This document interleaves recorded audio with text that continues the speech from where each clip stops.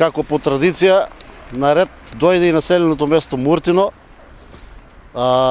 кое е опфатено во програмата на општина Струмица, вклучувајќи го јавното комунално предпријатие Комуналец за есенско чистење на атмосферски канали.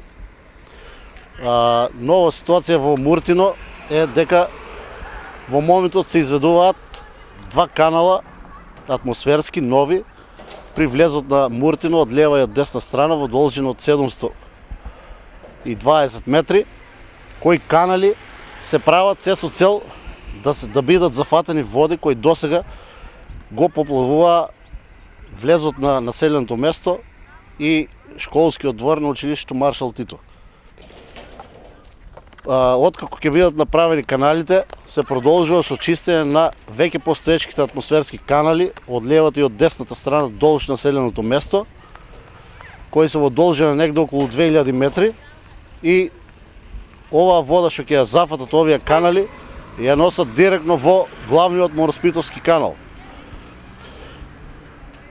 До крајот на месецот и наредниот месец сето тоа ќе биде завршено, се со цел да се излезе во пресрет на граѓаните, да не страхуваат во овој период зимски од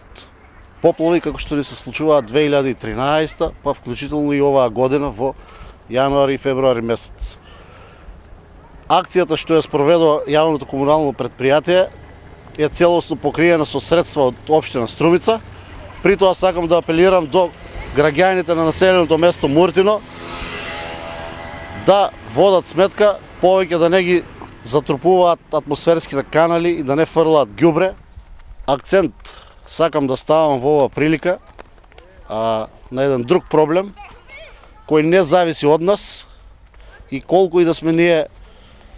успешни во оваа акција, сепак голем ризик постои за населеното место од евентуално излевање на главниот канал, на водите од главниот канал на потекот меѓу Муртино и Сачево, каде во февруари месец, приликум поплавата, вклучувајќи ги комуналното предпријатие и општина Струмица и дел од местното население, успешно се санираше потек од 200 метри, каде трапот е целосно однесен на главниот канал, и со заедничка акција тој потек се санираше, меѓутоа тоа не е решение од траен карактер, туку времено. Досега сведоци сме дека на тој потек ниту главниот канал, ниту тој потек е саниран од Струмички слив, водостопанското предпријатие или евентуално од државните органи, па затоа ако се соочиме повторно со големи количества на врнежи, постои ризик тие места повторно да пропуштат вода и Муртино повторно да биде поплавено. Еден апел и до нив, до овие органи,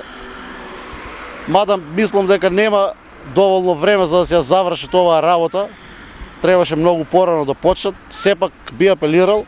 ако можат делумно нешто да се санира за да го заштитиме населеното место од евентуални нови поплави.